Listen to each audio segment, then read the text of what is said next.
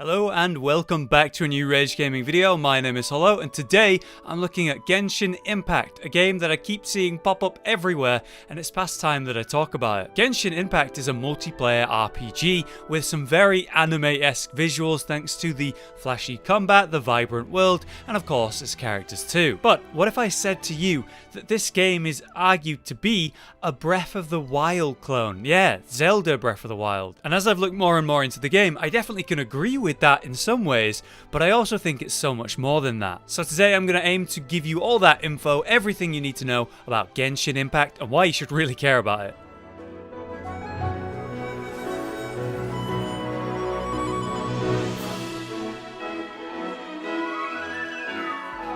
So let's lay down some facts about the game to begin with. Firstly, Genshin Impact is an open-world action RPG set in a fantasy world called Teyvat. In this setting with the story, there is people known as the Chosen who were granted visions by the Archons, which then allowed them to wield the power of the elements. In this world, we are a mysterious traveler embarking on a new adventure alongside different friends who all have their own abilities too. In our search, we're going to look for our lost kin, unravel the mysteries of the land itself, and we're going to explore this very free world. This game has been in development for over 3 years already, with now a team of over 500 behind it. This is certainly not some scuffed, force-out game, which is always good to hear, but honestly, when you just look at the game, I don't think anyone would think that. That's the setup and setting, but what's really interesting to me is the multiplayer elements of this game. Almost like a multiplayer Breath of the Wild, which obviously would be incredible. You can play the game solo though, and in that case, you have a wide selection of characters to play all at once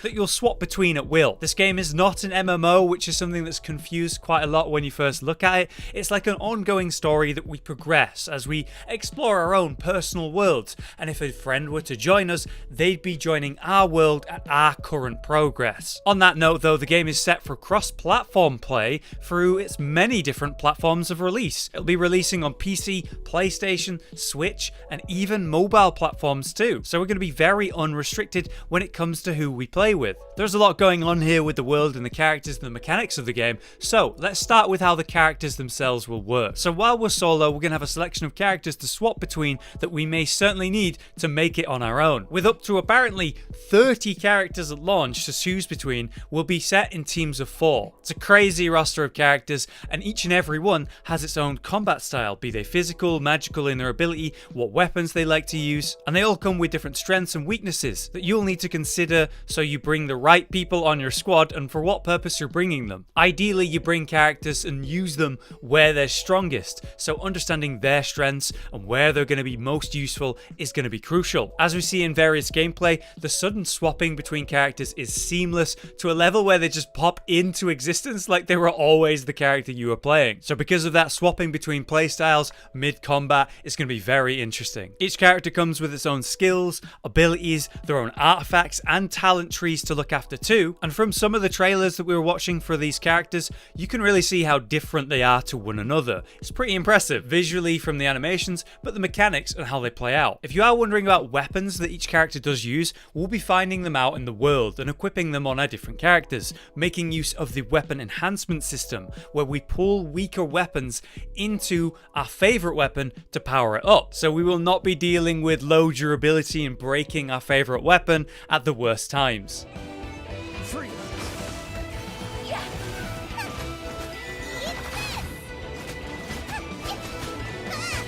Wow, this was great. Next, I really want to talk about the world and exploration, because though this game certainly has questing and dungeons and its main story, it is set in this massive world that you're supposed to be able to explore completely freely. And that's certainly a main selling point for me. To explore the world, we'll make use of different movement, be it climbing, swimming, or even gliding with our own set of magical wings. It's all going to be used as we wander around these diverse locations. During betas, we've seen now 2 main cities and their relevant regions. Mondstadt, the city in the northeast amongst the mountains and the green plains. It's generally a calm and more carefree place, probably early game, and the city itself is set in the middle of an island in the middle of a lake. Then there's Liu, a harbour city in the east of Teyvat, surrounded by a stone forest, many rivers, and the overall rocky slopes and hills cracking up the land. The areas surrounding these cities are massive and obviously pretty different from one another, and I'm definitely looking forward to wandering around them. The weather itself is going to change dynamically depending on where we are and the time of day, so that should add to the atmosphere.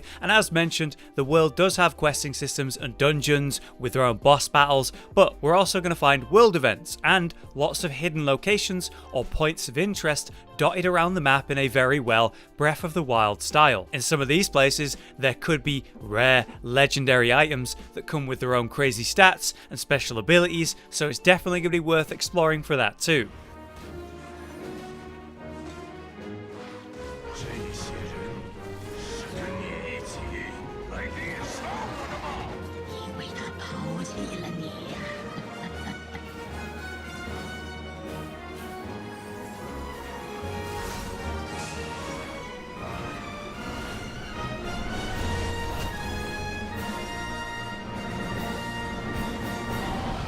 While we're at it though, let's mention some of the extra details, like the fact that the game is apparently going to be free to play. I can't understand how that's going to work at all. This is a story in an open world sort of setting, such as Breath of the Wild.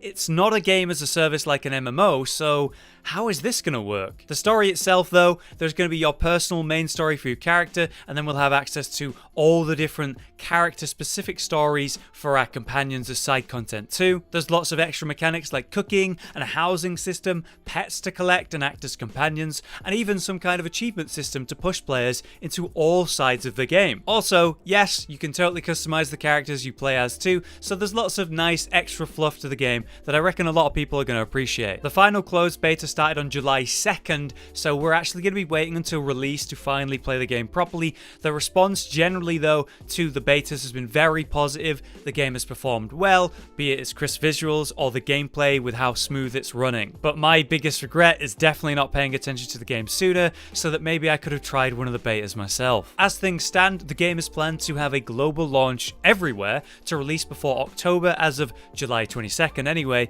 but it doesn't seem like we have a release date just yet. When I think of the whole anime Breath of the Wild thing, I can definitely see how they're inspired by the massive, bright, colourful world and how they're laying everything out in a very comparable way. But I don't see this in a negative light at all, and I don't think they go too far with it. The characters, the combat, how you access the many weapons and playstyles, even the wide array of magic that we're going to be using, it is a very different game. It's like they took that incredible foundation as inspiration and made their own version of that, then laid everything on top of that as a completely new and unique style. And you know, I'm not sure, if I hadn't seen the whole Zelda clone thing, I don't know if I would have thought about that, honestly. But there you have it, everything you need to know about Genshin Impact so far. It's a pretty ambitious concept that seems to be executed well, be it visuals or the mechanics and the many systems within. There's that huge team behind it, it's got years of dev, and it's got that rather confusing business model, the whole free-to-play. I don't understand that. Either way, what are your thoughts on the game? Are you excited? I think I am for the game, I just don't know about the free-to-play thing. If anyone had a chance to play during the betas, please let me know in the comments and tell me what that was like. I'd love to hear it. For now though, I've been Hollow, you've been you. Thank you very much for watching, and I'll see you next time.